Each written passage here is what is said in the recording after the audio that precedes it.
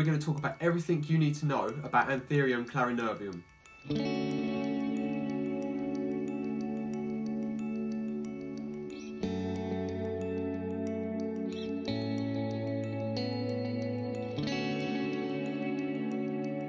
So before we get started on the care requirements of this plant, we need to understand where it originates naturally so we can understand it much more better as a houseplant. So in the wild, Anthurium Clarinervium or any sort of anthurium grows in the South America or Mexico rainforests. So it's very humid, it's warm, and it has ambient light. So it's more like a diffuse light, bright shade. The plant is also an epiphyte, so it can grow on trees, but it also grows well low ground as a shrub. So before I did this video, I asked the audience to send me in questions regarding this anthurium, and one of them was from Cacti Vida, which was regarding repotting. So anthuriums in general get root bound quite easily, and when they're root bound, that's when they require a good potting on. And also because they are epiphytes, they like good air circulation. So with me today, I'm going to repot mine in a porous pot. So when I say porous, it's a non-glazed pot, which allows the absorption of water to evaporate real quickly. So your plant's not going to get root rot or anything like that. It's going to have its roots to be able to breathe. And what we're going to do is pot directly into this pot. Let's talk more about the medium. So with me, I have 3 bowls of different types of media that we're going to mix in together. Starting off with the compost. This is just your general multi-purpose compost. So where anthuriums come from, it's rich humus because all the leaves and all the bark drops and it sort of degrades into a compost.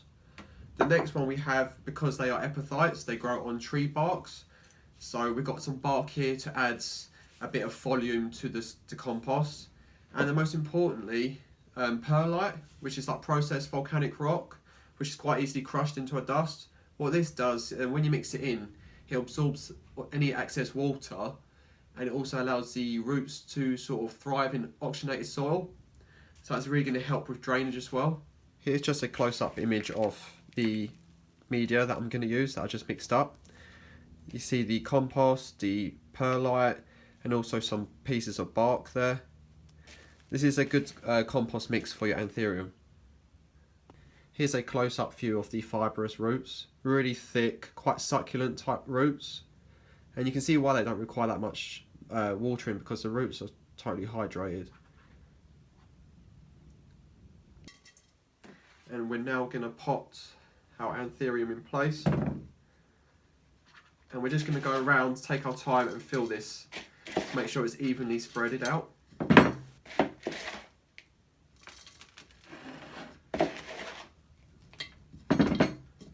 It's starting to look good already.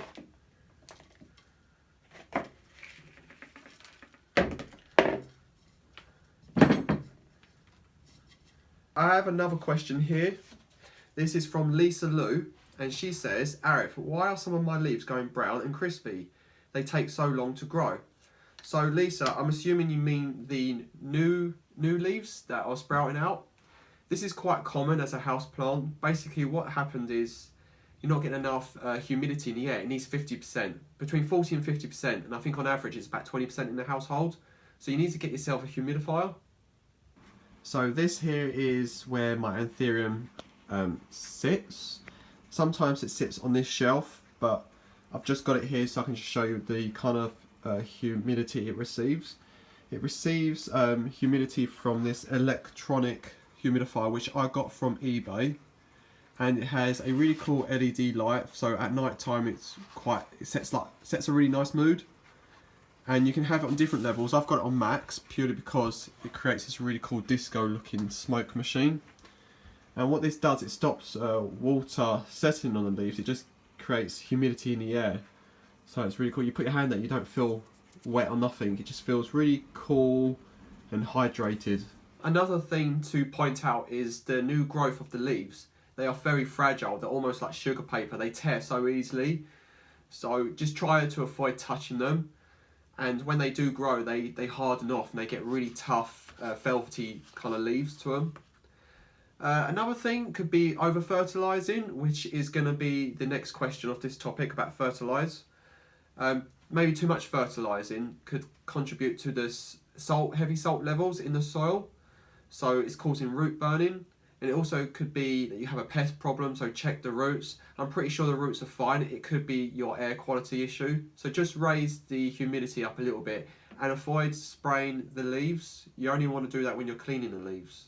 This leads on to the next question. This is from Seb's Welts. Fertilizer. So when it comes to fertilising, I like to use organic liquid feeds.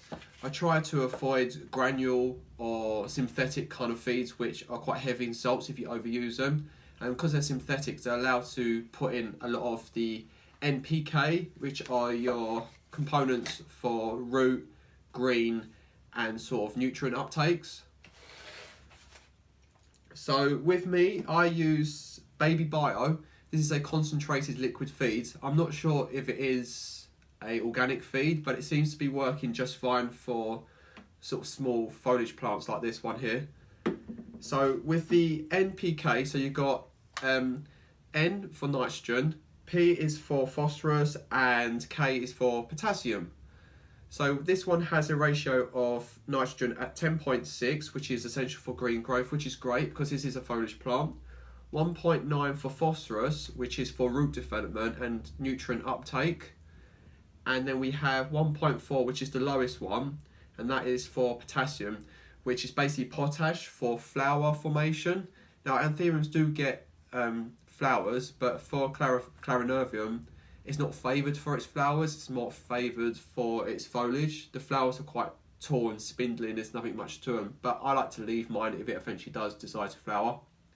Make sure you evenly spread, not too much water, let it have a rest, then start again. I sure hope it flowers or at least makes a new leaf. I need this plant to grow. Sounds like Cocoa Pops, it's making a poppy noise. So good news, I haven't overwatered because there's no drainage, no water coming from the base, but maybe I could just give it a little bit more.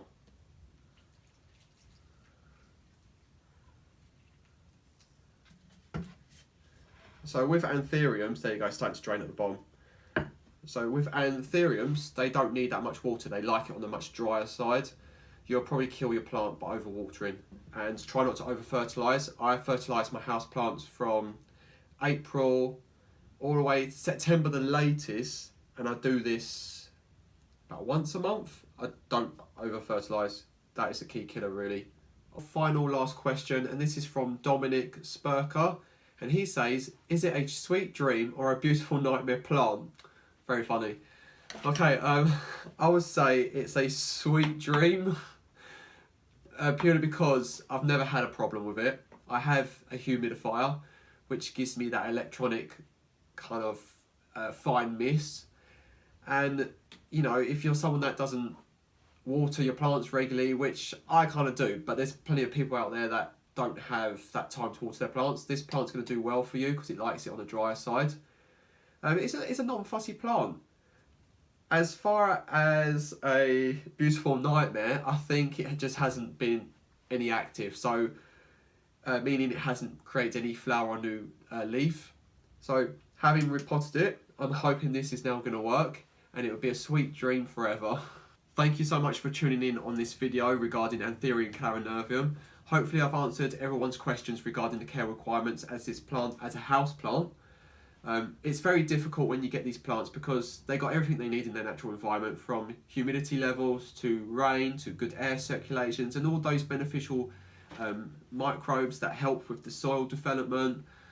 But having these as a house plant, you really got to help give them a kickstart, and hopefully now yours will start to thrive. If you have any more questions, please leave them in the comments below in the posts. And also I'm starting to let people design my Instagram a little bit, meaning in my stories, if you check them out, I give you an option if you want a post or a video, and it's about educating everyone about certain house plants that they're struggling with, and it's just nice to be a bit more formal and talk to the audience and understand me as a person but also the house plants.